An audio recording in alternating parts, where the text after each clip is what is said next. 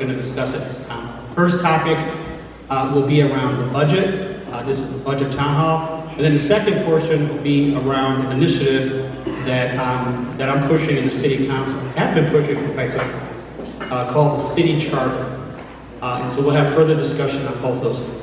When we talk about charter, it's not charter schools. The city charter means like the city constitution, city governance. This is something that we'll get further into detail. So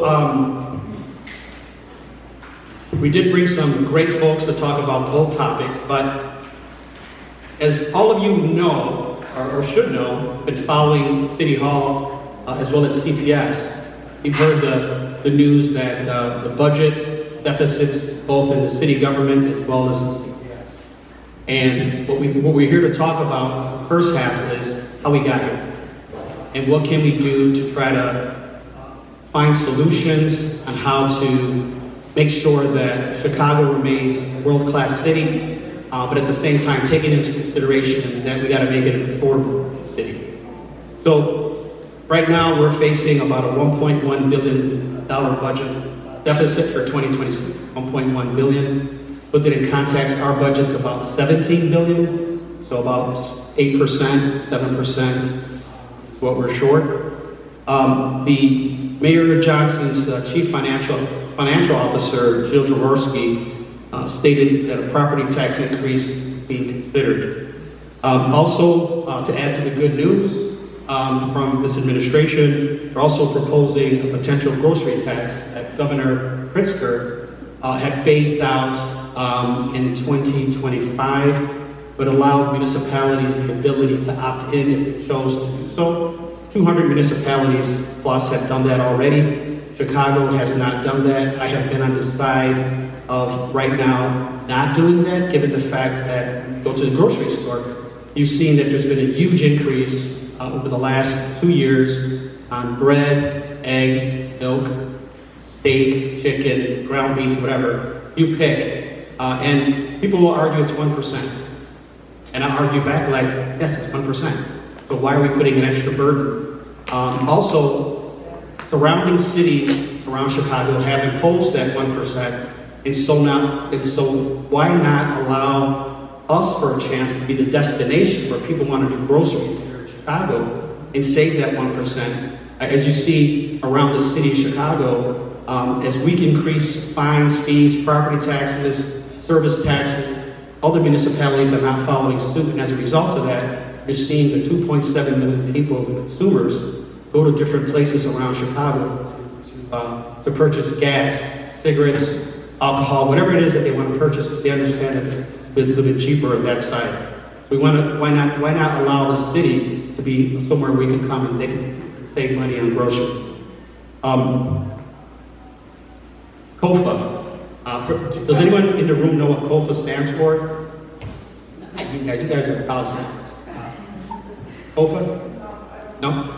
So back in 2017 or so, the city council had put forward an ordinance that required that the city council, the legislative branch, have an office of financial analysis. And to put that into context, the mayor's office, their budget department has about 52 people that work for them in crafting budgets. The city council's council of financial analysis has 4. So as you can imagine, we're unarmed, and so that's why part of the charter discussion is trying to figure out how to arm the legislative branch so we can be that check on the executive branch, just like it occurs in Springfield, Washington, D.C., etc. So that's what we're talking about there. Now, the biggest issue that we have facing the city of Chicago right now is pensions. We have a pension liability of $34 billion for the city and $130 billion for the state. And we didn't get here overnight. And to be fair, this administration is not what caused the pension crisis. This has been going on since the 90s. So back in the 90s, the pensions were funded at the 80 to 90% rate, which is where you want to be. But as the economy was getting a little bit better, city budgets were getting better, state budgets were getting better, the mayor at the time, Mayor Daley, went to Springfield and lobbied to have what's called a pension holiday. So that would be like your credit card, you not making a payment on your credit card, deferring that interest payment until a later date. And so as you can imagine, we're at 80, 90%, and you start to decline, and then all of a sudden to try to get back up to 80, 90%, you gotta make more payments. Well, fast forward about maybe 4 or 5 years ago, the General Assembly gave us an unfunded mandate and said, you will have these pensions at the 80 to 90% level by 2055. And of course they gave us no money to help us get there, so as a result of that, we needed to do what's called climb the ramp, meaning that we needed to put additional payments in order to get there. Now, shame on previous city councils in the 90s and early 2000s that didn't make the actual repayments. So what I mean by that is that every month you get a credit card. If you have a credit card, every month you get a minimum payment that you need to pay. They did not even make the minimum payment. So as a result of that, continue to get compounded. So that's where we're in this situation. So 34 billion, it sounds like a lot of money for us, unless it's millionaires. It sounds like a lot, but the fact that we have a multi-billion-dollar budget, there is a way for us to get out of this. But it's going to come with a lot of strings attached.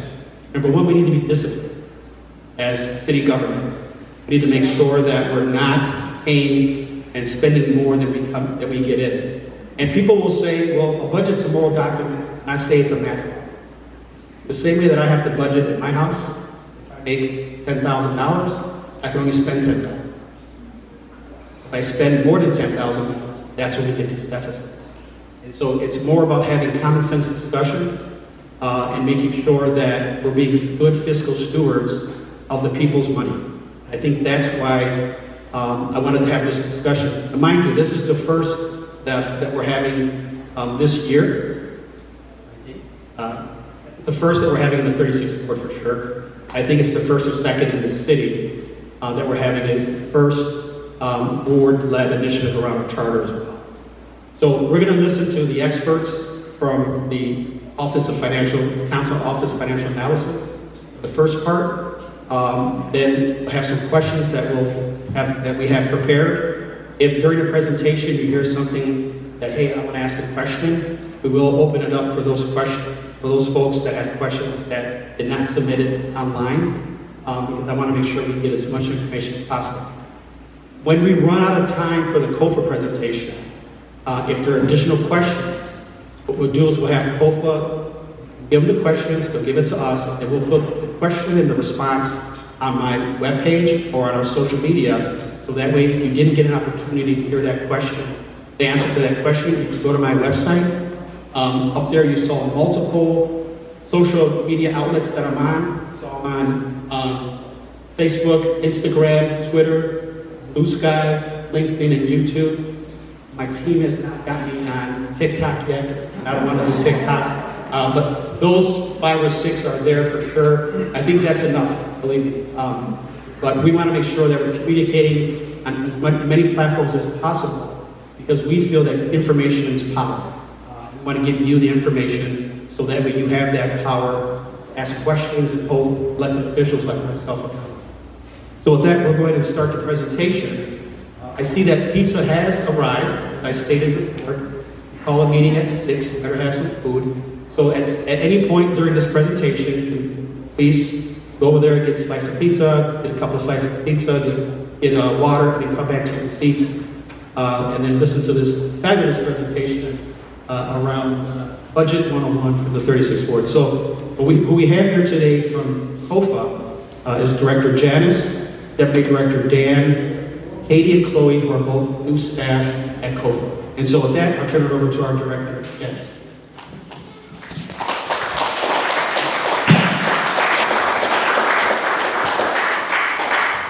Good evening and welcome to Budget 101. It's going to be presented by City Council Office of Financial Analysis, also known as COFA. Next page. We have the entire COFA team with us here. I'm Janice Oda Gray, the Chief Administrative Officer. Next to me is Daniel Fristrom, the Deputy Director. We have Catherine O'Toole, the legislative budget analyst, and Chloe Yuting Mung, the legislative budget analyst. This is COFA. Next. For the presentation, what we're going to talk about today briefly is who we are and understanding COFA's role. We want you to understand exactly what we do. We're going to also talk about the city budget basics and the annual budget process, as well as where we are right now. And we'll also discuss what you see and hear all the time, the budget and the headlines, and what you're hearing and why it matters. Then we'll have a Q&A. Next page. What is COFA and what is our role? COFA is a City Council independent budget analysis team. We're data people. We look at data, we analyze data for all 50 aldermen, if requested. We analyze and report on various topics throughout the year with budget and financial implications. One of the most important things that we do is the annual budget process. How we support City Council during the budget season is by reviewing the mayor's proposed budget, analyzing it, giving feedback to the aldermen. We also develop materials for City Council budget hearings. There's a 2 or 3 week period for budget hearings. They go on daily, all day, for 2 to 3 weeks. We also provide additional assistance as requested by any of the 50 alderpersons. Next page. What is a budget and why does it matter? When I think about a budget, it's a financial plan. You think about it just like you do at home, and I think the alderman mentioned that. When you're at home, you have so much income that comes in, then you have expenses that you pay out. Ideally, you'll need to be able to cover those expenses. That's exactly what the city does. The city of Chicago must develop and pass the annual budget. We provide a plan for all the services that we provide the residents of the city of Chicago. And then we also talk about how we plan to fund these services. The thing about the budget is that unlike our budget, well, some of our budgets at home, we hope to have enough income to cover the expenses, but sometimes we don't. The city has a mandate that must be balanced. The budget must be balanced, meaning all plans for spending in the upcoming year must be fully supported by projected revenues. The budget is both a planning document, a political document, and a moral document. And I'll say a moral document because, you know, a person puts their treasure where their heart is, so to speak, or better said, when a person uses money when they spend on something, it's something that they really want to do. It's something that's a priority. The budget outlines a priority of the city's leaders and of the residents. Next, we're going to hear from our Deputy Director, Daniel Fristrom. Thank you. Next slide. Okay, what makes up Chicago's budget? So, in its most simplest terms, we have expenditures and revenues, money coming in, money going out. As far as expenditures, this mostly falls under, for the city, it's a lot of programs and services. Personnel itself is the largest chunk, and then, there's contracts, there's pension payments, debt payments, and other various operating costs. And on the revenue side, there are a number of different revenue streams that the city relies on. So you have your normal local taxes, like transaction taxes, or that even includes car leases, our sales tax, the city sales tax, utility tax. And then we have our charges for service, for example, like ambulances, they call that the ground emergency medical transportation. Like you have to reimburse the city for that service. And then there's also various licensing, permits, certificates. And then there's also the state and federal money that comes in, mostly in the form of grants, but also another, like the state income tax. Like the state collects the income tax and then sends it, the city's portion back to us. And, reimbursements, interest, and other. Next slide. So we tried to make like a yearly calendar for everybody about like the actual process itself.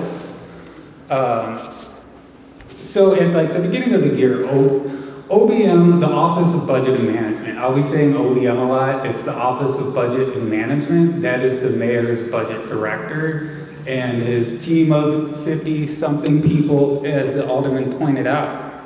So OBM puts out monthly revenue collection reports, which is all the different various revenue streams and where they're coming in on a monthly basis.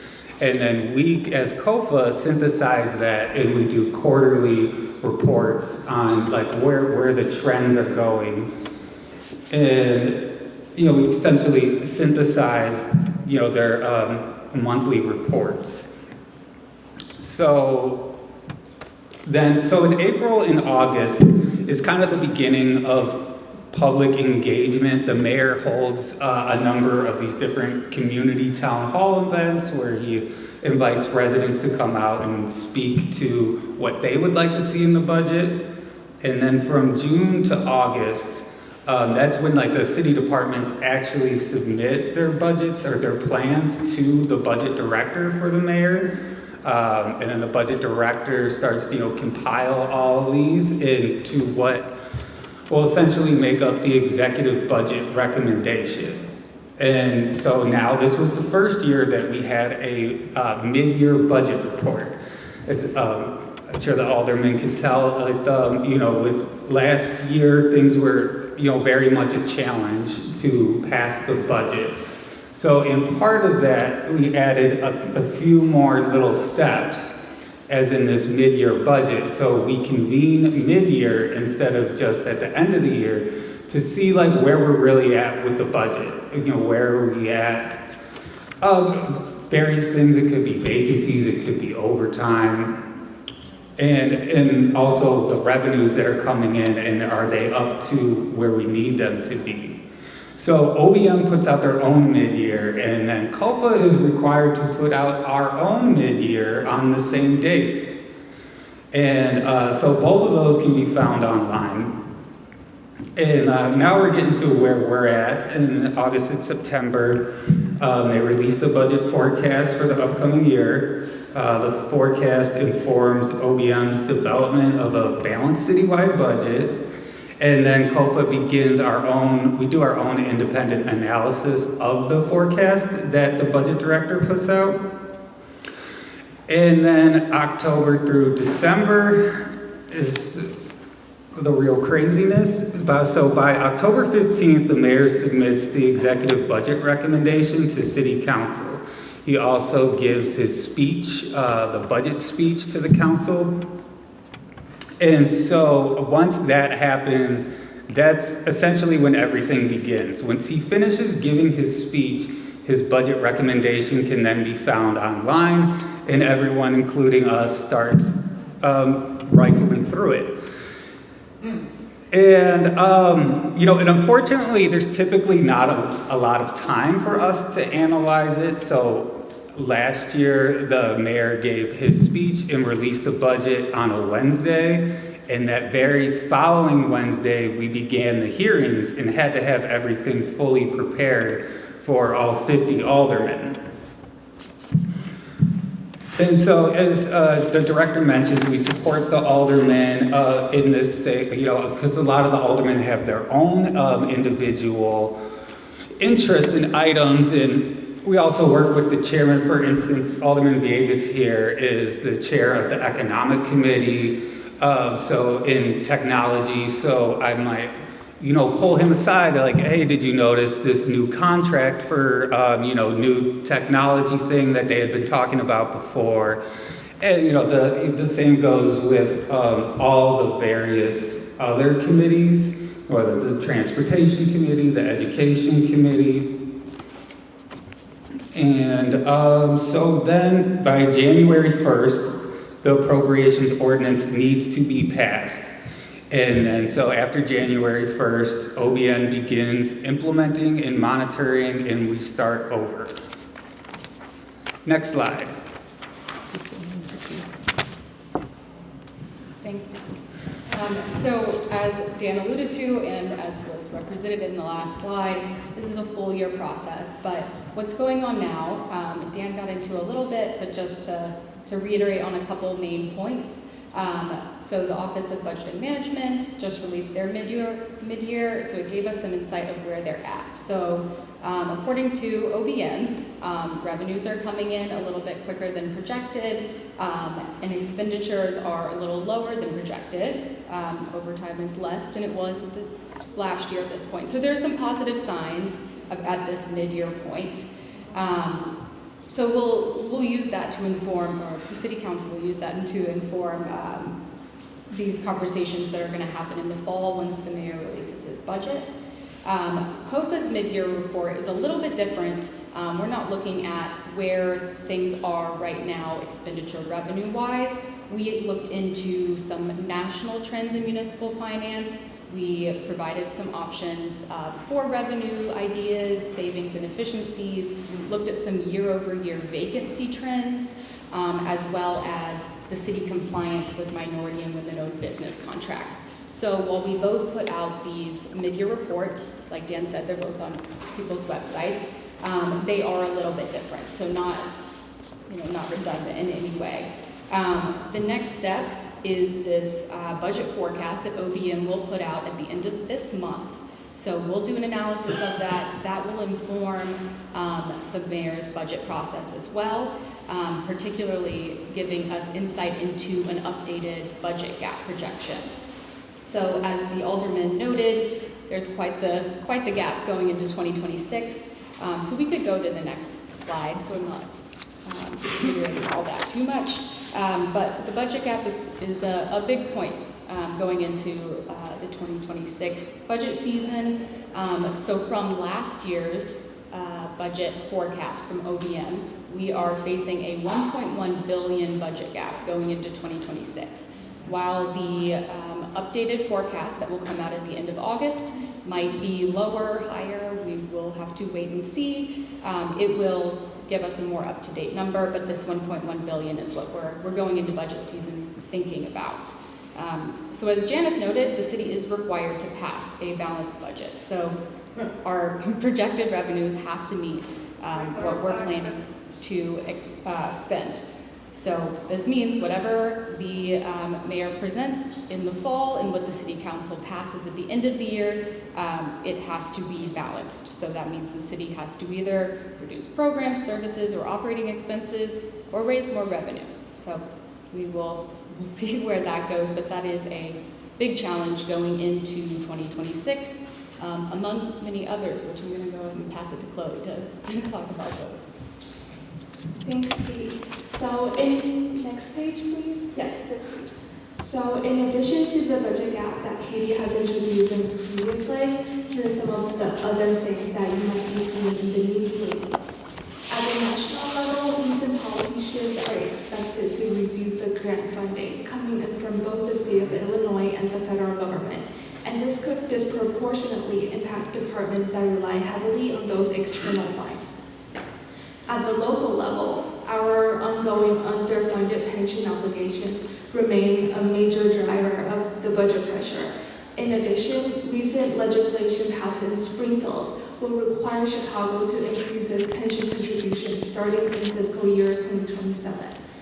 And in response to these financial challenges, you may be seeing a couple of revenue ideas being floated publicly. And here's what's happening. Earlier this year, City Council aldermen submitted revenue ideas to COFA, and we completed and shared our analysis in March and April. The Revenue Subcommittee on Finance holds hearings in June and July to dig deeper into these possible options. In July, the Office of Budget Management, OBM, also presented revenue concepts and analysis to the City Council. And it's important to note that none of these ideas now, at this stage, are actual proposals. They only become real ones. They are included in the mayor's recommended budget, which will be introduced to the City Council in October 2025. So while there's a lot of conversation happening right now, there is nothing official yet. And we expect those decisions to come in the fall. Next page, please. And now we're happy to open it up to questions. All right. So we're going to start with some of the questions that we received online, and then we'll go to the audience. I definitely wanted, and the reason why we have this town hall is because I want to have community engagement. So that way everyone knows what the scenario is and what some of the options are as relates to the budget coming forward. So question one, why are we still being taxed what we own land, tax what you buy, and that's it, again? What is the problem with that? Curious. The question was verbatim. So I want you to think about this too. So when you do get paid, you pay tax. When you go to the store, you pay tax. When you put your money in the bank, earn some interest, you pay tax on it. Okay. Again, taxes is just, unfortunately, part of definite taxes are inevitable. So those are the two things there. So that one there, I know that there's been some discussion at the federal level, really around property taxes, figuring out what to do with that. That's a big discussion that really the states are going to have to do. I do not have the answer. I want to publicly say I do not have the answer to why that does occur. So let's talk about something that I could answer. What's the city's... Excuse me? Too much corruption, so that's why it's Nah, not enough. you need revenue in order to provide service. We'll figure it out. What's the city's plan long-term to drive additional revenue and avoid rapid increases in fees and property taxes, given the state of the budget? So what's the city's plan long-term? My plan long-term is to figure out how to go what we have. We have to figure out, Chicago at one point had north of 3 million people, we're down to 2.7 people. The question is, how do we attract more people to Chicago? And I think we have a perfect opportunity in the form of technology. The technology in the Midwest is doing really well. Ecosystem has really been built out, and that's been despite the city's efforts. The state has taken some efforts in the form of quantum technology on the far south side of the city. We have an infusion of a tech company called Quantum, who's going to be investing north of $20 billion into that economy. This is a new form of technology that Chicago's really on the cutting edge of. And if you think about Palo Alto, Silicon Valley, this is very similar to that. So we're going to make sure that we position ourselves to be that leader. One of the other issues that we got to be mindful of that is Springfield, making sure that we're lifting nuclear moratoriums to make sure that we have enough energy to sustain data centers, whether it's technology, we need that. Are there specific industries targeted? I mentioned IT, new revenue sources being identified. A bunch of my colleagues put forward some ideas around revenue. And then also, the city of Chicago needs to be very aggressive at advocating for what's called local government distributive fund. I mentioned earlier, the state collects the tax, but we're not getting our fair share of dollars back. At one point, we were getting 10%. The local government distributive fund was 12%. Unfortunately, the state needed to balance their budget, so they started nibbling away at that 10% they were giving it to us. And now we're at 7 to 8% local government distributive fund, which is, we have to go back to Springfield and say, wait a minute, we are a donor city. You take a look at the amount of money that we're paying, Chicago's paying into taxes, we need to make sure that we're getting our fair share. And we need to make sure that our Illinois delegation, state reps and senators, are really pushing to make sure that we're getting those dollars back for the city of Chicago. Given the city's budget challenges and your own acknowledgement that more development means more tax revenue, why would we support additional housing, 2652 by Chicago, that would increase the number of units, grow the property tax base, and help stabilize finances? I said online, as it relates to this project, developer puts forward a proposal. You're looking at the proposal. No final decision has been made. I want to make sure that we're listening to the community and making sure that we build something that the community wants, and at the same time create affordable housing, market rate housing, property taxes that are new, so that way we can continue to help our budget deficit. That property right now is probably paying about maybe $20,000, $30,000 worth of property taxes. Once it's improved, it'll be north of $200,000. So it's incumbent upon us to make sure that we're putting forward responsible project. And again, any developer could propose anything they want. At the end of the day, there needs to be discussion around what ultimately we can all agree on. Right now, we had that first initial meeting, made a proposal, heard back from the community. Now we're in further discussions with the developer to make sure that we can get something, that not everyone agrees on, but people agree on for the best of their ability. Why aren't all the people looking out for taxpayers? Why don't Chicagoans get to vote on tax reform? So you do vote on tax reform in the form of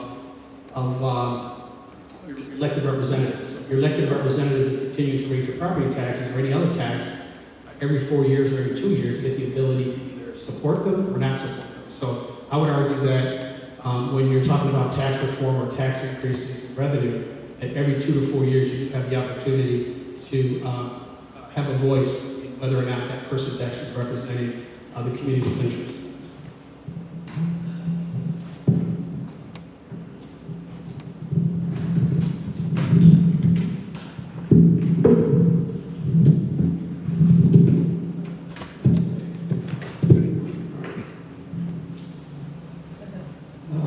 For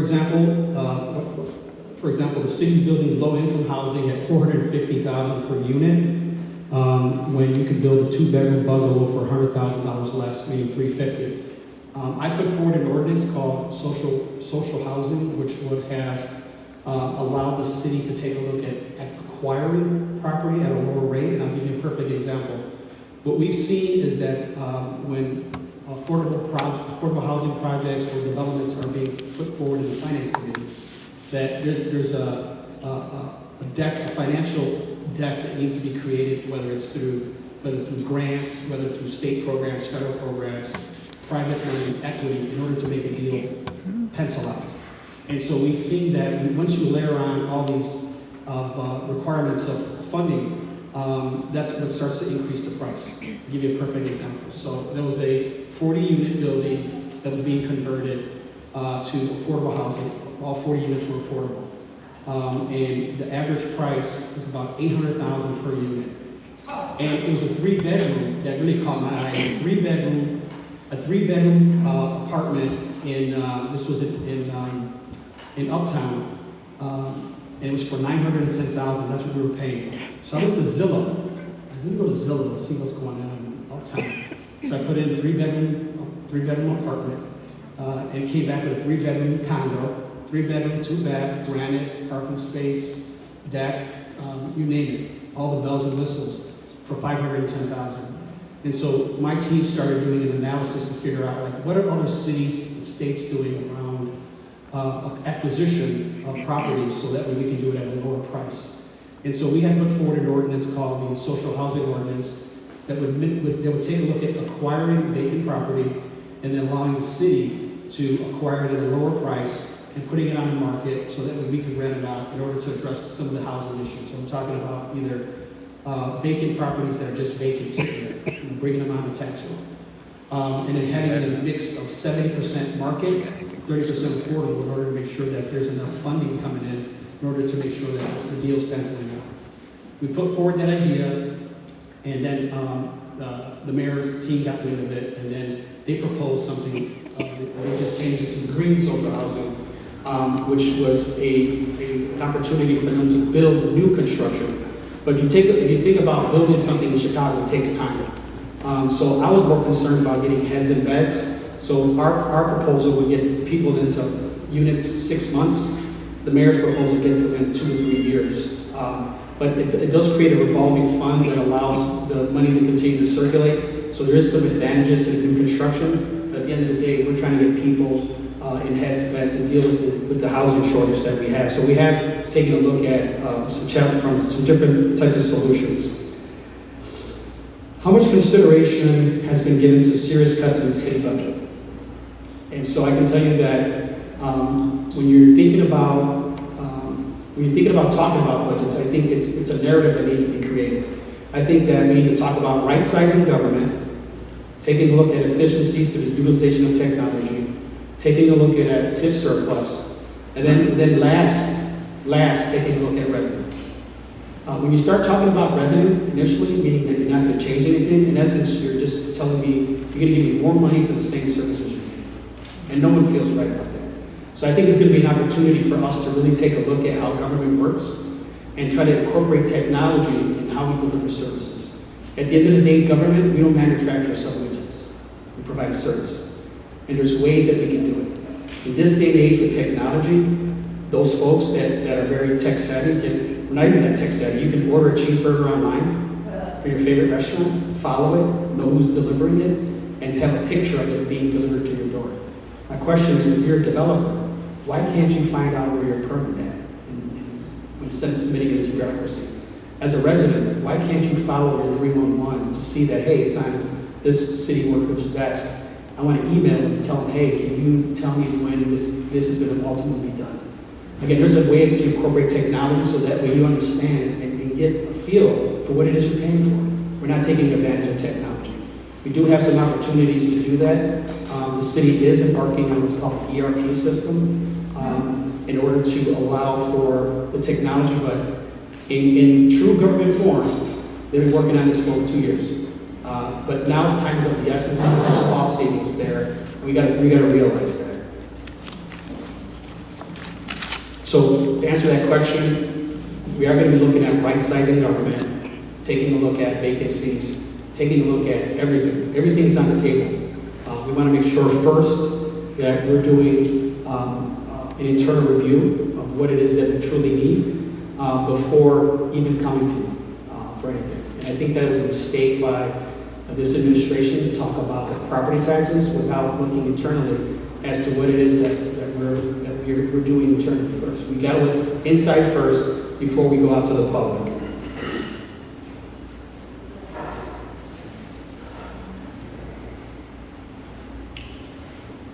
What actions are being taken to protect people from climate crisis? We put forward a Department of Environment. It's been up and running for about a year. So that department's charged with our plan around climate.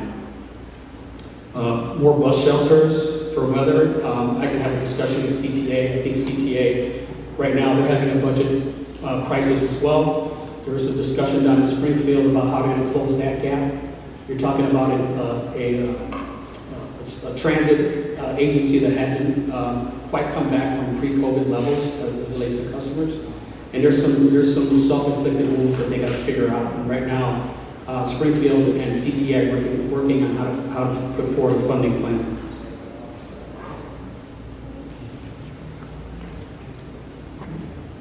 Property taxes are high. Many people struggle to keep up with the taxes. Our government treats homeowners like their general revenue source.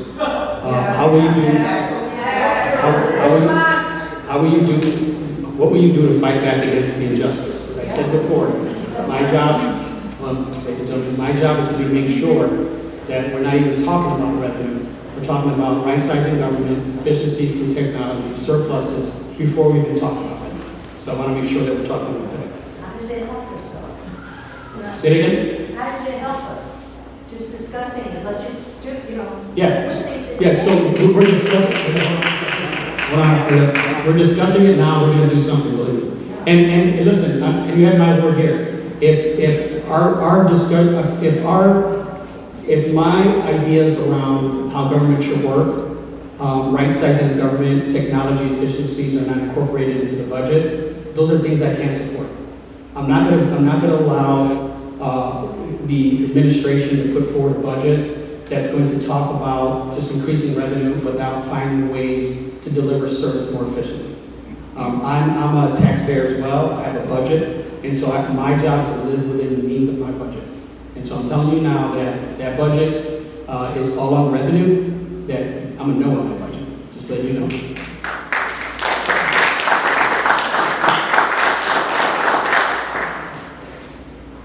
How is our neighborhood addressing the affordable housing project that was proposed? I just talked about that earlier. The developer put forward a proposal. We're listening to his proposal. We're going to take feedback, and we'll have another meeting to discuss what ultimately will be done. Just so you know, something will be built. That's a prime piece of property that's on a transportation-oriented development corridor along Chicago Avenue. We are Western, we are Grand, 0.6 miles away from Metro. it's ripe for some type of development. Something's going to be built. We need the development. We need the units. So you can take that to the bank.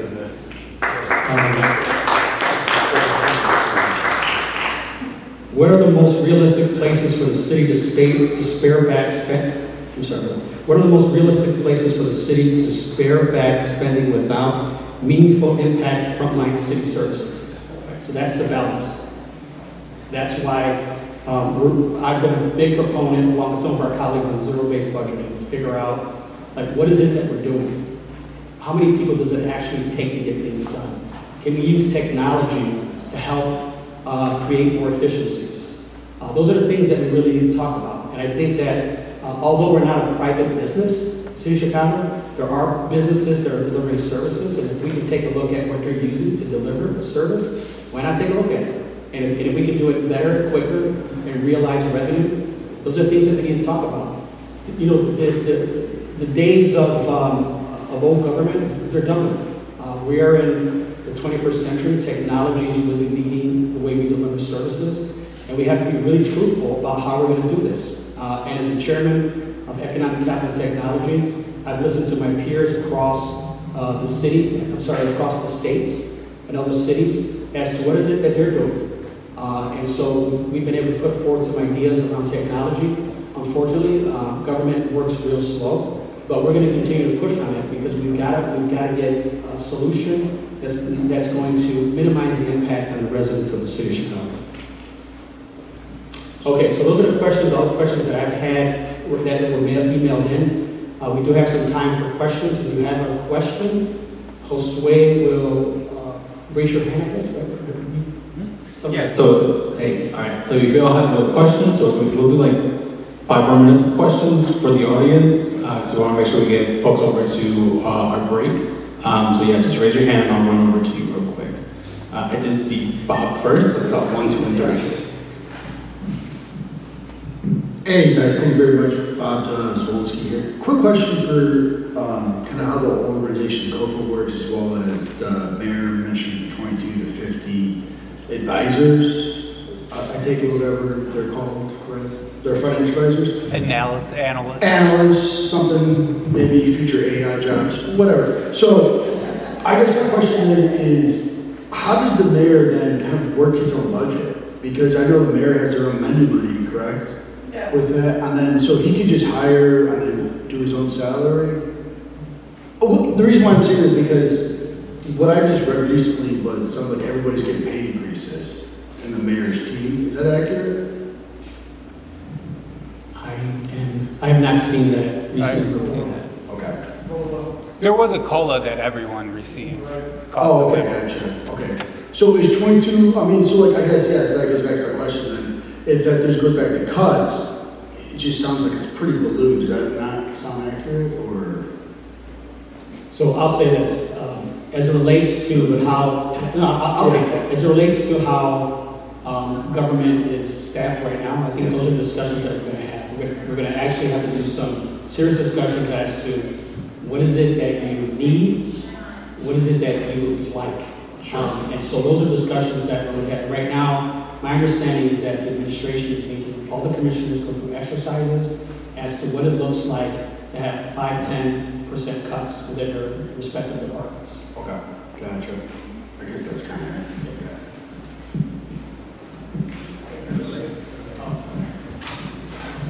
Hello, thank you. Julie Sawicki, hello, Alderman. I am astounded, and as I probably think everybody is, by a $1.1 billion budget deficit. And I think that's probably one of the reasons why all of us here is because we know that that's going to mean a property tax increase, and enough is enough. What I do not see, Alderman, I like your idea, obviously, of growing our economy, and obviously finding efficiencies. And efficiencies, I think, is going to mean getting rid of some jobs that are no longer needed in city government. Our city government is bloated, absolutely bloated. I also know that we got COVID money from the federal government. We don't have COVID anymore, but a lot of those positions are still there. Why are they there? In the private sector, the number one cost for a company is its labor. A city government is no different. So the employees of the city government are the number one cost to us, and then all the benefits that city employees receive.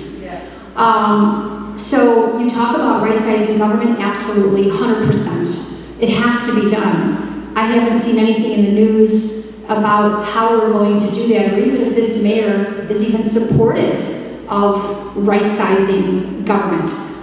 But in creating revenues, I also don't see any serious, creative, viable options for attracting business to Chicago. And like the federal government or not, let's be real here, there is manufacturing that's going to come back to this country. We have the Steelworks site, which you mentioned, is part of it is being used for a quantum campus, fantastic. But that site has a shipping infrastructure for worldwide shipping.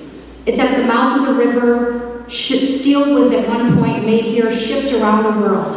Why isn't anybody thinking about working with the federal government to get some manufacturing business there, bring some jobs to the south side? That community is blighted there. Nothing has been done for the south and west side communities to create any kind of real jobs, and that's a problem. I see bike lanes going into our wealthy neighborhoods, but you drive down the south side of Chicago, it's disgusting. That should not be a community in this country for people who live like that.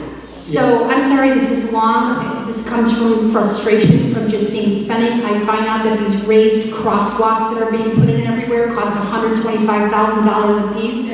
I find out that a street light getting replaced costs $350,000. I tell you what, anybody need a raised crosswalk? Hire me. I'll buy the brick at Home Depot. I'll get a couple bags of cement.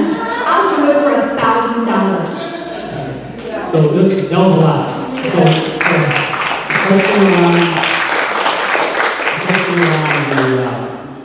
using the waterways, right? And I've been a proponent of that. Remember, I worked at the Department of Transportation, so I'm kind of a nerd around transportation. So I've asked those same questions about the Illinois Port Authority. If you take a look at the Illinois Port Authority, I think it's like the 5th most busiest inland port in the country. And we're not taking advantage of it. If you take a look at it from an environmental standpoint, for example, Zinga, who does a lot of concrete, they use the rivers to transport raw materials. Because of that river highway, they keep 125,000 trucks off the expressways. So if you think about other companies that could be using those waterways, we definitely would do that. Unfortunately, the state government hasn't put enough funding into locks and dams, and the federal government hasn't done as well to maintain that infrastructure. So that's something that the Port Authority is advocating for at the federal level, is trying to figure out how to get more resources for those locks and dams, which in turn would create those opportunities that you mentioned around manufacturing. Listen, there's doing a $60 billion project in Ohio for chips, but we got to make sure that Illinois is being as competitive.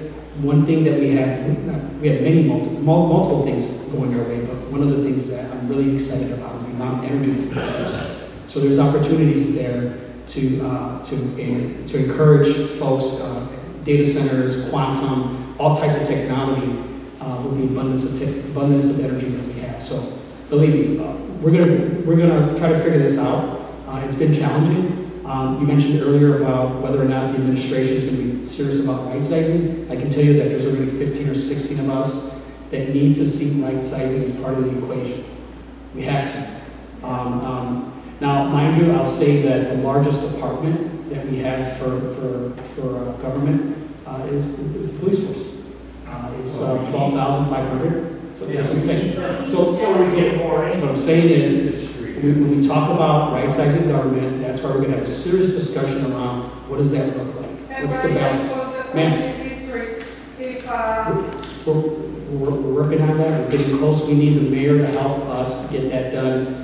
This board specifically voted 75% to keep it open. We put forward the documents to the mayor. We need the mayor to act on it. Yeah, but we don't see nothing. Well, the mayor is like... But listen here. Who's here? I'm here. I come here. I'm not afraid to come to the public, whether or not you want to yell at me or not. You've invited the mayor here 3 times. Bring it. Believe me. Yeah, bring it.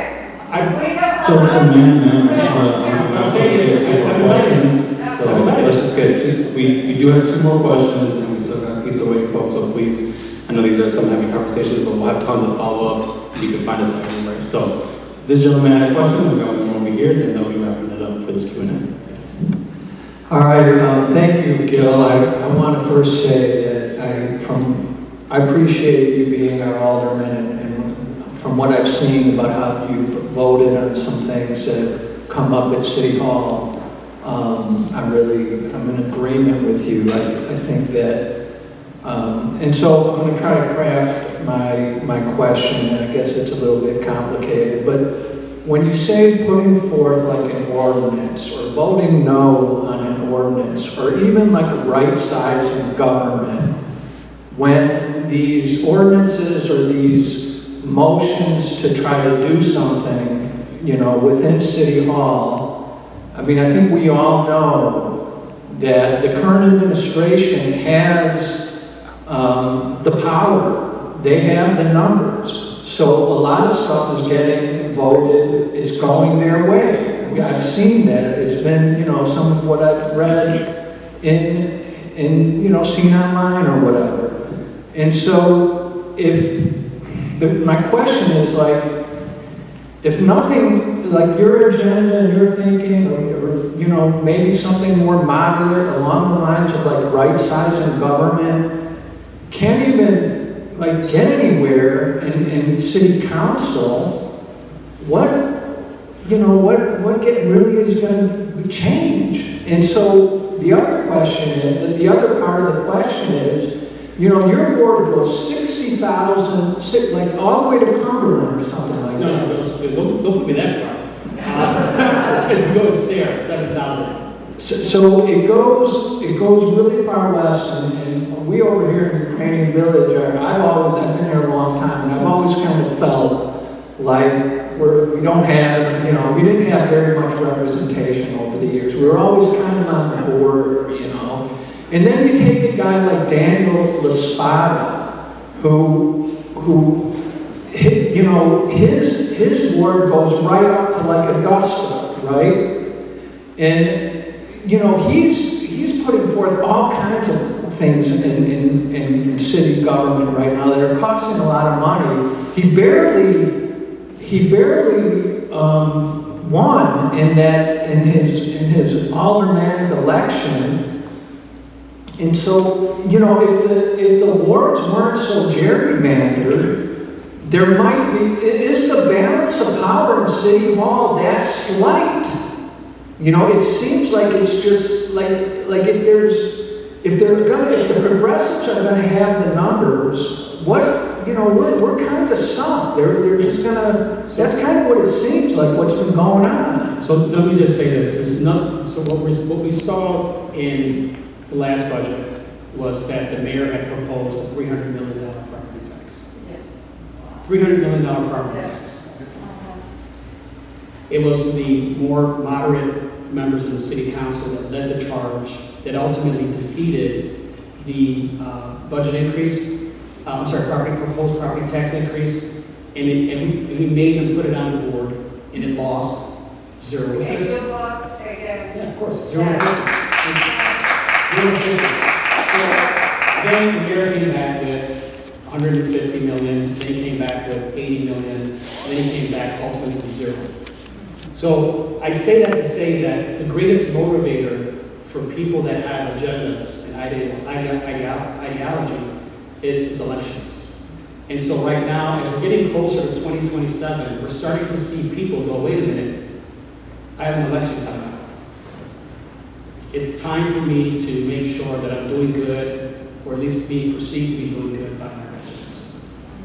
It's those people that try to stay consistent that are not going to have the issue. It's those folks that have ideologies about how they envision, and again, from a political standpoint, further left than where I think. I tell my colleagues in the Progressive Caucus that the first 8 letters of progressive is progress. So let's get stuff done. but at the same time, take into consideration what the true cost of government means, and how are we going to get there? So you're going to see this budget season coming up. If it's led with revenue in the forefront, without right-sizing true discussions around how government's going to look, I'm concerned that we may not get a budget passed if there's revenue. Now, what does that look like past January? I don't know. But I'm telling you that there's such, again, the biggest motivator is elections. And as we're getting closer to that, people are starting to realize, and they're starting to hear from constituents that they're not happy with the current administration. And they want to know, what are you doing for me? Not what are you doing for the mayor? Now listen, I'm a chairman of a committee. I chair the Economic Capital Technology Committee. But I was not elected as a chairman. I was elected as an alderman. I have the privilege of serving as a chairman because my colleagues have voted for me to be the chairman of Economic Capital Technology. So I think when people get hung up in titles, that's when they get issues, that's when they get concerns. And remember, you represent the 60,000, 55 to 60,000 people in your ward, and you've got to be able to go back to them, look them in the face and say, I heard you, I'm representing you, this is what I'm doing for your representation. So as it relates to our politics that are more pragmatic and progressive, but pragmatic, I think that we're in a good position. But at the end of the day, we got to make sure that the city is moving forward. And I hope that more of my colleagues start to realize that we're at a crossroads here. Right now, we're the third largest city in the country. I say that until we're not. Houston's nipping on our tail right now. And the question is, what are we going to do to make sure that people want to invest in Chicago? When you take a look at the cranes in the sky, that's always been an indicator of economic development. Right now, we have four cranes in the sky. And not to say anything about any prior administration, but under the Rahm Emanuel administration, there was north of 40 cranes in the sky. Right now, when you take a look at investors in New York about investing in Chicago, there's a circle around us. They don't want to invest here. Not because we don't have what it takes, it's just there's not enough confidence, and more importantly, there's not predictability. When someone's investing, you want to know, okay, I'm going to be able to get a shovel in the ground here, my property taxes are going to be this, the deal has to pencil. I'm okay with that. But when you have too many question marks, that means that there's not enough predictability, which makes the investment risky. And so we want to make sure that we're not just competing against different neighborhoods here. We're competing against Nashville, Phoenix, Austin, Dallas. We got to make sure that we're putting forward a good product because people have choices. And companies, what you're seeing, if they're not investing in the city, they've made a choice. So there's hope. We're going to get beyond this, but we need to make sure that we have partners at the city level, the state level, and at the federal level. And I say the state level because when they told the city that they needed to get to an 80%, 90% pension funding level by 2055, they put no money with it, and that really put us in a pinch because we're divided into different funds. You have the corporate fund, water fund, you have sewer, garbage, aviation, and so that corporate fund is where a lot of our personnel is at, and pensions come out of that corporate fund, so that when we have to climb the ramp in order to get to actuarial payments, that really puts a lot of stress on it, and that's where we're having a problem. So there's an opportunity for us as a city to go down to Springfield and talk with the General Assembly around, hey, listen, if we extend it, maybe another decade, lower the payment down, but we commit to actuarial payments, that gives us a little bit more relief, but we got to be disciplined as a city to say, with those new funds, or those funds that we're not paying, that we're not creating new programs. We've got to be very disciplined. We're at a crossroads. So I can't talk for the other elected officials. I can tell you that in the 36th board, I'm going to be asking tough questions and making sure that I'm representing the people that I engage with on a daily basis, whether I'm at a restaurant or a grocery store, and making sure that when I come back to the community, that my head is held up high because I did my best. And I listened to the community and put forward their feelings and their ideas. All right. So we are wrapping up this Q&A. There will be a second Q&A after our Treasure Chat presentation. What we're going to do right now is take a 5-minute break. We have pizza over here in this corner. So we also have questions over there and water as well. Just get out, take a moment to stretch, grab some pizza, grab some water, and then we'll be back in 5 minutes. Thank you all so much. Thank you for staying for our part two. Our part two. This is something very novel for Chicago. And I think exciting. And so I've been talking about city charters since I came in, and I'll tell you how this took place.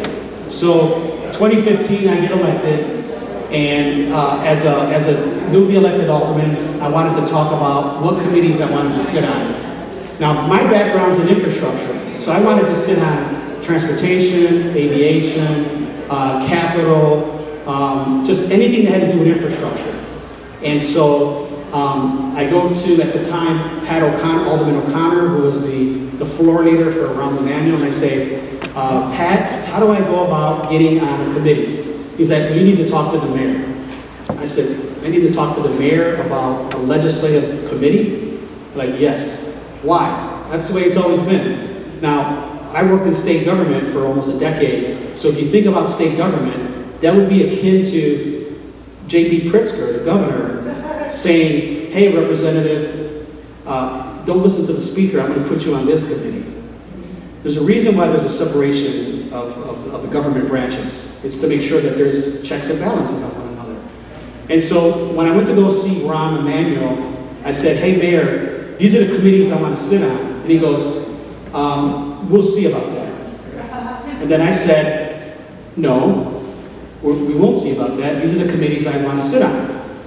And so when the committee assignments came out, I was on transportation, aviation, all the other infrastructure ones, because I told them, I don't know anything of a subject matter expert in social services or education. It's not really my expertise. My expertise is on the infrastructure.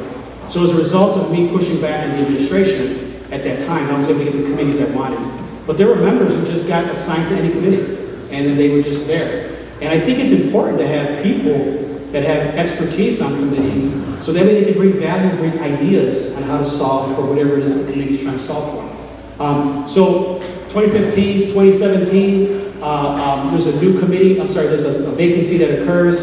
I tell the mayor, hey mayor, I want to be the vice chair of aviation. I'm a freshman. He's like, who the hell do you think you are?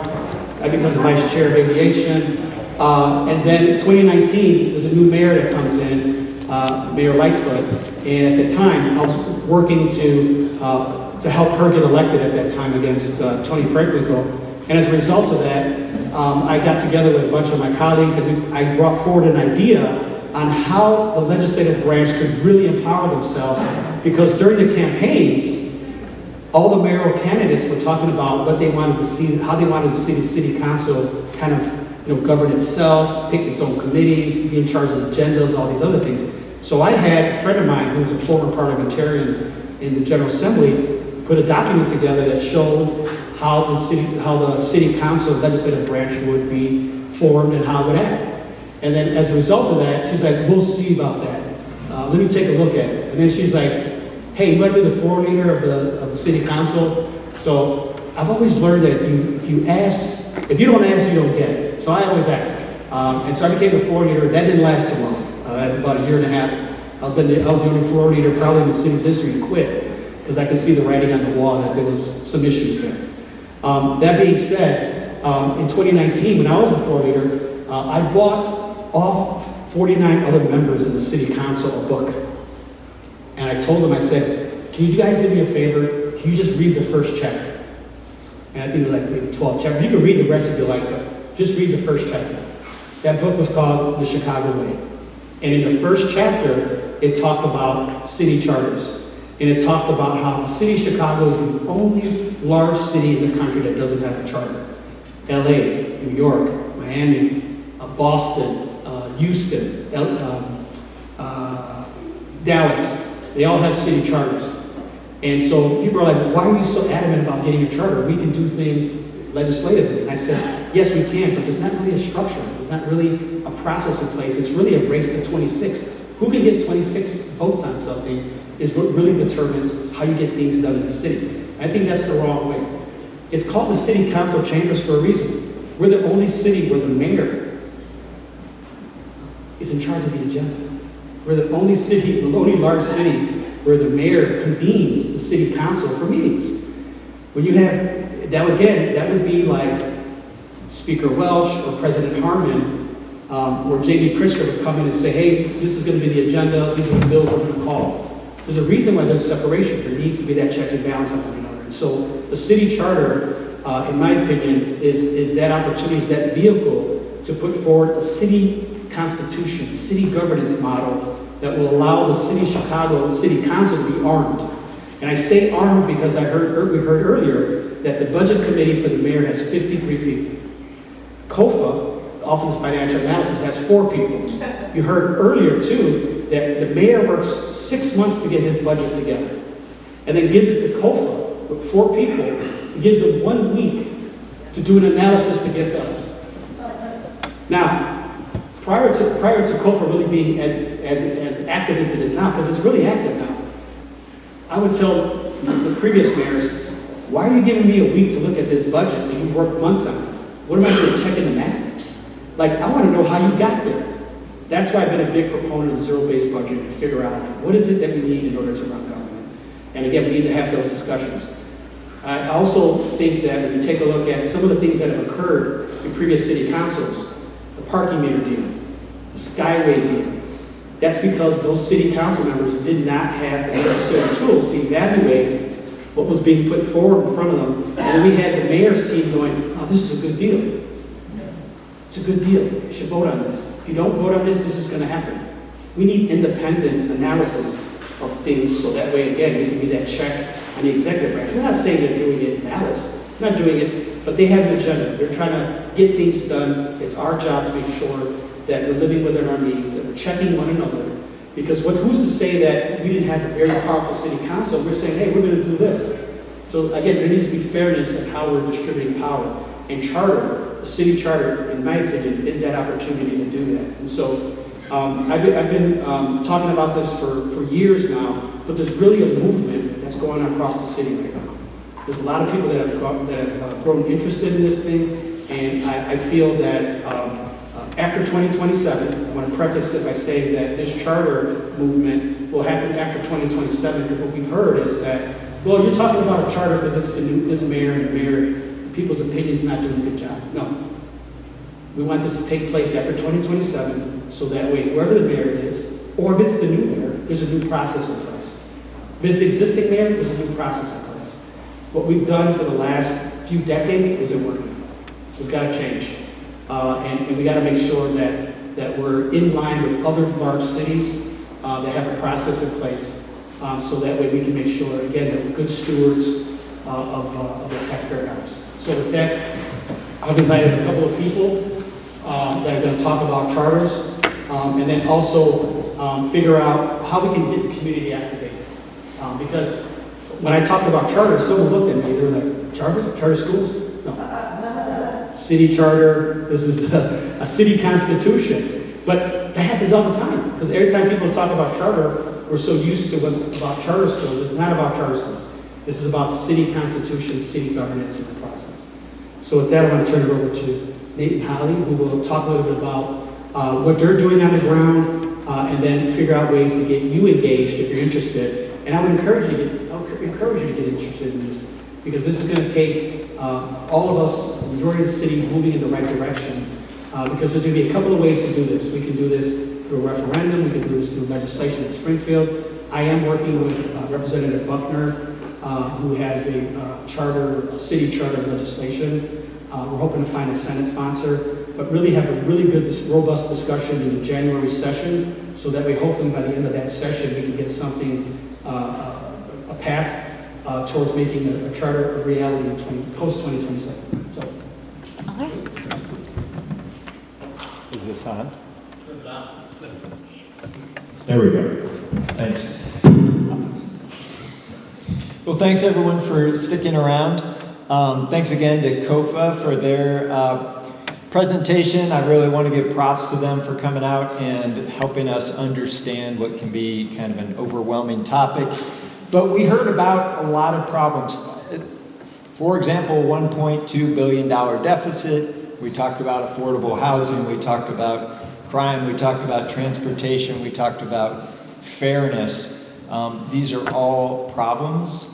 And we need to get a government that's more capable of solving those problems. So we're excited to talk about that. It may sound nerdy, but I think there's a lot of hope, a lot of things to be hopeful for. And Alderman Villegas only stole some of our thunder in his warm-up. So this is a good segue to talk about how we can change course as a city and get better at problem solving. Next. And Holly's going to introduce us. Yes. I'm Holly Bird, and this is Nate Hutchison, and we are calling ourselves the Department of Transformation, and we want to excite everyone, like I'm excited, about the possibility of a city charter solving a lot of our big problems, or at least as a catalyst for solving a lot of our big problems down the road. Like Alderman Villegas said, it's a little bit of ways away. But we're unpaid, and we're just excited, so this isn't an official branch of government. It's just us. It should be. Yeah, out here trying to do good in the city. Slide, please. Okay, I want you to think about how you want your alderperson to spend their time. Both they and their staff. There's two big buckets. One is city services. Garbage pickup, tree trims, business permits, zoning decisions. That's kind of your city service bucket. The other bucket is city policy and budgeting. So thinking about how do we make transportation solvent and sustainable and efficient? How do we create more housing? How do we solve these big problems? That's kind of the citywide policy and budget bucket. So I'd like to see a show of hands of where folks would like to see their alderperson and their staff spending their time. Is it show of hands for city services? There is no wrong answer, by the way. There is no wrong answer. City services, okay, how about city policy and budgeting? Say 50-50. Yes, and therein lies the problem. We have some confusion out there. So, we're going to get into that. But that kind of illustrates some of the confusion and why we're having trouble solving problems. And this map just illustrates sort of some of the ways that we see power get distributed throughout the city over time. Because the alderman can be appointed by the mayor pretty much unilaterally. And we'll talk about that in a little bit too. But you can see that some of our alder people have over 30 years or nearly 30 years in service, and a lot have almost zero. So something like term limits, something like reform in that way, but definitely rebalancing the power in city council and the mayor's office will change how some of these maps look, which changes the power distribution in the city. Slide. Next. And so let's talk a little bit about how long some of us have been here, because I think that does change what we know and what we think as Chicagoans about the government. When I think about how much I know about the Chicago government, especially before I got involved in the city charter, only like 9 months ago I started looking at the budget as a student, and then just found this solution eventually. But all I ever knew was corruption, corruption, corruption. That's all we ever hear about the Chicago government, especially as voters. We don't know how to say our voice, but we show up to meetings, we care, and we try. But navigating the systems can be frustrating, just because all we ever hear about is corruption. So, next slide. So here's a quick question for us to get thinking about that power. In Chicago, if your alderperson leaves the office before their term ends, who picks their replacement? And you can click now. I accidentally already told you guys to answer this one. So easy one. It's the mayor. And yeah, like I said, that can create these systems where, if you go to the next slide, this map actually shows the area. These are the wards where the alderman was originally appointed by a mayor. And now, The ones in pink. yeah, the ones in pink are all appointed originally. They may have been reelected since then, but they were originally appointed. And then when you see voters only coming out in 20 and 30 percentile, reelecting these people that are appointed, you start to see that imbalance of power really manifest. Okay, next question. You've got 3 answers. How many days did City Council have to review the 75-year parking meter deal before voting? Was it A, 4 days, B, 90, or C, 160?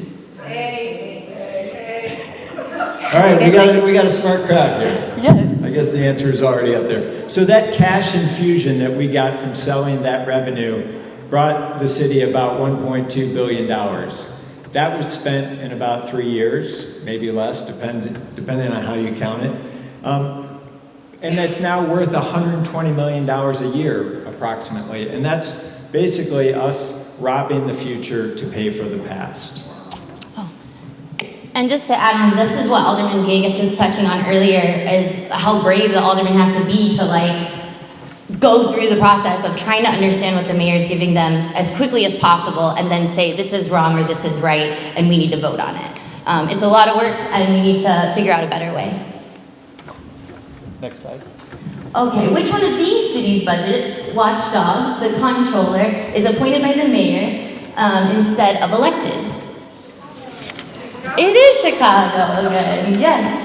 So again, this is just another big problem. We know that the budget is unbelievably hard to understand and short. We don't know what to do. It's huge numbers, but this is another reason that the mayor's power has a lot of influence on that. So I think Alderman Villegas already touched on this. What is a city charter and why does it matter? Oh, you can click. So the city charter is basically like bylaws. It's like our constitution. It lays out how we're going to govern ourselves. If you've ever been a part of an organization that follows Robert's Rules of Order, whether it's a park advisory council or a local school council or a neighborhood association, you have bylaws that say how officers get elected, how the budget is decided, who can vote, all those sorts of things. That's what a city charter is like, and that we don't have one is kind of freakish, and it can explain a lot of the dysfunction that we have. And so it's really an opportunity. Writing and adopting a city charter would give Chicagoans the opportunity to redesign how government works. And it's not just, putting 20 people in a room, writing something, and then passing this in a backroom deal. This has to be a voter-approved process. And it really is starting now. And Holly's going to get into that in a second, but what we're doing right now, as Alderman Villegas said, isn't working. And I think we'd all probably agree on that. All right, and so what is Chicago's path for getting a city charter? Like Alderman Villegas said, he's just put forward some legislation previously, and there's forward legislation with Cam Buckner at the state level for us to get permission to do a city charter. And then that's required for us, so that's in the works for January through that session where they're going to talk about it. And then after that, we'll be able to hopefully get as many Chicagoans involved as possible in the process with public participation and independent commissions, and we draft a new city charter that would re-outline the powers for the mayor and the city council, and a lot of the rules that would offer us reform in budgeting, reform in elections, which I feel like we all know we desperately need more power as people here. Oh, and then November of 2028 is when we would vote on that ballot measure in the general election. So it would be a big election turnout, hopefully. And then, so to get the ball rolling, Chicagoans need to talk about this with our neighbors and elected representatives at all the levels. So we're going to kind of keep trying to have charter chats where we have electeds come and offer their expertise and help us find ways that the city charter can help solve big problems. And next slide. Yes. So this is our call to action for you all. If you can with me imagine a new brave Chicago, that's going to be really what we're going for with the city charter. You can scan a code on the left is actually a civic survey about the city charter a little bit, but also just a little bit about civics in Chicago and what we do know, what we want to get some information and kind of offer some insights to electeds and to other leaders in the city that might want to know what you all are thinking about the city charter. Or about anything really, so feel free. But you don't have to put, just so you know, for the survey, you don't have to put your email if you don't want to. And then our Substack is on the left, or I'm sorry, you're right. Yes, this one. And it's, yeah, feel free to subscribe there. We'll put our next coming up events. I think that's all I have. Yeah, so it's really, I think we covered a lot of the same things that the alderman did, but we'd love to have a conversation. If you have questions about the city charter, this was a lot of information and we covered it fast after talking about the budget and financial situation for a while. So we'd love to take questions and have a conversation if you all have some time. So before we go to the audience right quick, we had 4 questions that were put online, and then we'll quickly go to the audience. What is the city doing to provide Chicagoans transparency? And so I think that obviously we have public meetings, we have the Open Meetings Act, where no more than 13 aldermen can meet at one time to discuss city business. But I think that question about transparency is more on like what is the city doing to put forward an agenda or what the city plans to do. And I think that there's a lot of information on the website, but I think having a city governance structure in place would allow more confidence and more transparency to take place. And so I think that we're doing our part right now, but there's more that can be done. We're not satisfied just doing the bare minimum. We want to provide as much as possible because that's how we're able to get things done successfully. Obviously, we want to get people put forward questions so that we can have those honest debates. How will the city charter assure a balance of power between the mayor's office and the city council? Again, it's a city constitution. The people in this room would have the ability to discuss ideas and what they want to see ultimately in the charter that would ultimately get voted on. So there'll be a lot of discussion on how that looks like. You guys want to add on to that? Yeah. Actually, I want to add on to your transparency story really quick. Actually, when I met Alderman Villegas, it was at a city charter symposium, and the first thing I asked him about was budget transparency. And I think his solution was, let's talk about the city charter some more. So that's really what's got me here, is looking for those same answers. And what we're hoping will happen with all of you as well is to get excited to answer these questions and solve these problems together. What ideas does the city charter team have to clarify fiscal responsibilities across city government to ensure a solid financial path for the city?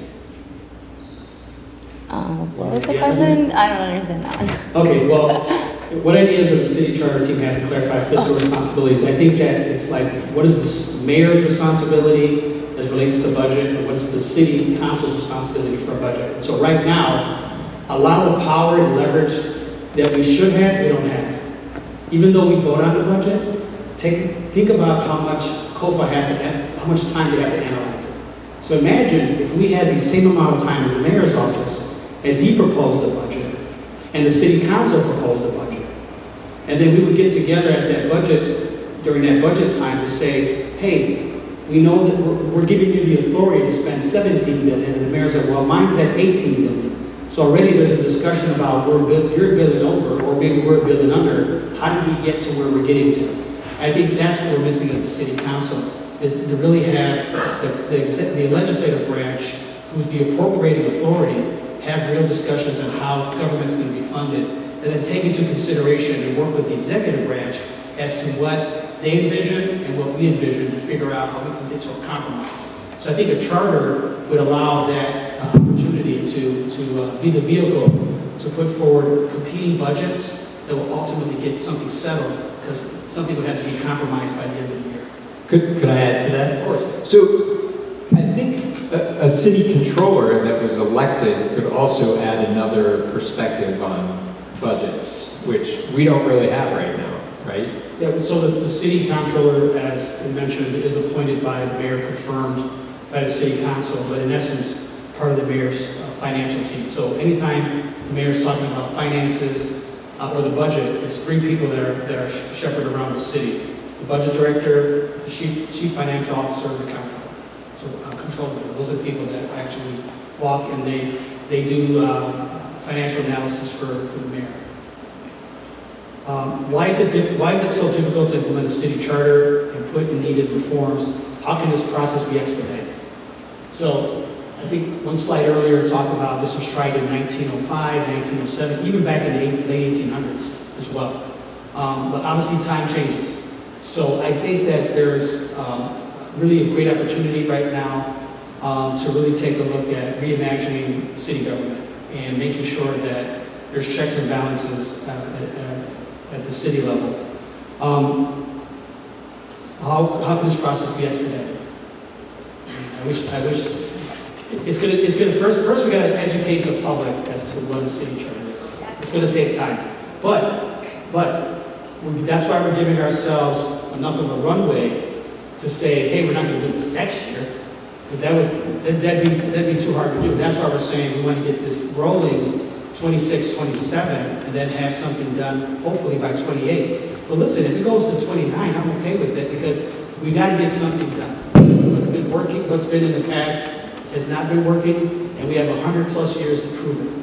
So I think there's a great opportunity here. But we are going to be putting forward and working with the General Assembly some bills down in Springfield during the spring session to see what actually can happen. And I can tell you that given the fact that we have a Chicago sponsor right now in Camp Buckner, and he's motivated as well, we'll need to find a Senate sponsor as well that's just as motivated.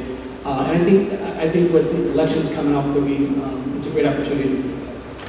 And also, it'll make it part of the discussion for the 2027 mayoral race, because that'll be one of the questions that'll be asked all the candidates running. Do you support a city charter?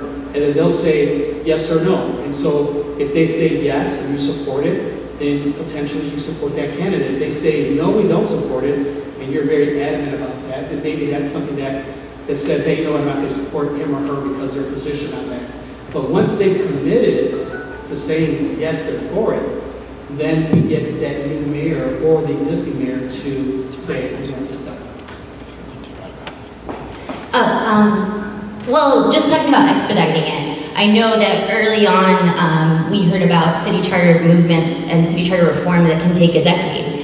So really this is a really fast initiative that the Alderman's taking, and it's a big, brave one. It's a real, there's going to be a lot of people that don't like the idea of changing the mayor's power, and so I think that's something to keep in mind. We really do need to engage as many voters as possible, as many people who felt disenfranchised and haven't voted before, to understand that this is a way to get power back and get involved civically and know who your electeds are and figure out a way for the power to be balanced. And it's not that long a road. Like, we could be passing state legislation and city legislation in early 2026. We could be having an independent commission that's drafting a city charter in 2026 and 2027. And once that process is starting, then the cat's out of the bag, and people start to reorient their behavior towards this possibility of having a city charter and new balance of power. So it's really not that far off. It's very possible, but it really is important for us all to get involved and start asking our alders, start asking our state electeds, start talking to our neighbors, start inviting us out to do a charter chat with your organization, your community group, or whatever. So the call to action here is, there's a bill that's been filed already that is going to be potentially heard in January of 2026. So you have enough time now to speak to your state representative or state senator and ask them to co-sponsor or support the charter legislation that Representative Buckner has introduced, so that way you can get your state rep or state senator on record in supporting the city having its own constitution, which is very similar to the way that they govern. And you can tell that state rep or state senator, would you like the governor telling you how to craft your budget? And they would say no. City council doesn't like having the mayor tell us how to craft our budget. Again, we want to have an opportunity to have that compromising discussion as to what we're funding and priorities. Mayor's priorities may be something I can support, maybe there's something that I want to put in there as a city council member because I'm hearing from my community. So again, those are the things that we really need to have in place in order to make sure that we have a government that's working for all of us. So the people that are in the 36th ward, you don't got to worry about talking to me about a charter. But if you're not for the 36th ward, talk to your alderman, ask the alderman or alderwoman, ask them to support it. And then also, if you're a state rep or state senator, ask him or her to support Cam Buckner's bill that he filed, that's already filed, that will take place at discussion in January. So, are there any questions for, yes, okay. So, we'll have,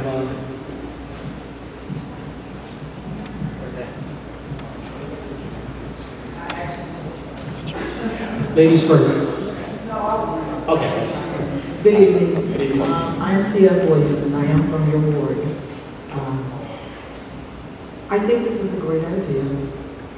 However, you're right. You need to educate us about it. I hear you saying that Los Angeles and New York have this, but can you show how well it's working for them? I just want to see, and part of my question is, will you be using their charters as like a sample to work on? So that's the beauty of us having our own charter, that there's other city governments that have implemented charters, and we have the ability to look and say, yes, this worked, that didn't work. So we have a luxury in that. So New York and LA, they have a president of the council or speaker of the council who's in charge of putting forward the agenda and making sure that legislation is heard. But the power comes from legislation as to how it's being negotiated between the executive branch and the legislative branch. And also, more importantly, the budget.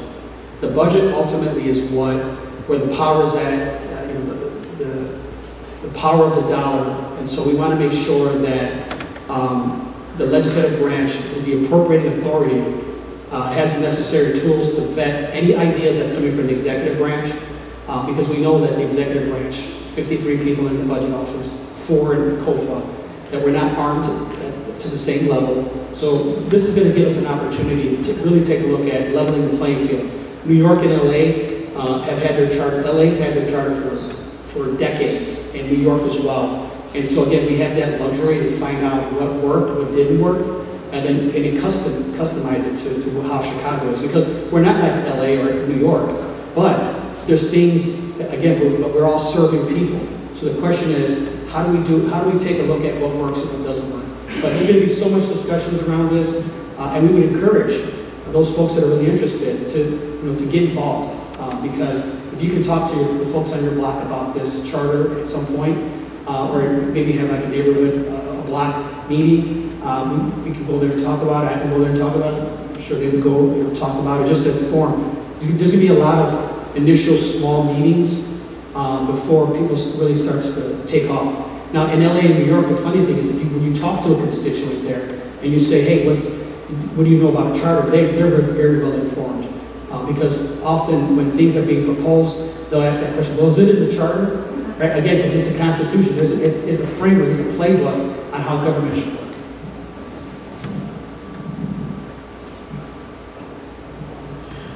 This has been great. Thank you for doing this, Alderman Villegas. My name is Joel Hammernick. I'm executive director of an organization called A More Just Chicago. We also are working on the charter initiative, and we'd love to participate with anyone who has questions. On the budget transparency issue that came up earlier, I just wanted to make the observation that by learning from New York, they have an independent budget office. All of the sister agencies have to submit budgets to the independent budget office who scores the budget before it ever goes, and then there's public comment. Then it goes to the mayor. Then the mayor has to submit a budget to the independent budget office, and they score it. So there's a months-long transparent conversation between public officials and the public before they ever come to a vote. Just completely the opposite. The notion of 4 days on the worst financial transaction in the history of American cities is shocking. And so I think this doesn't guarantee you fix those things.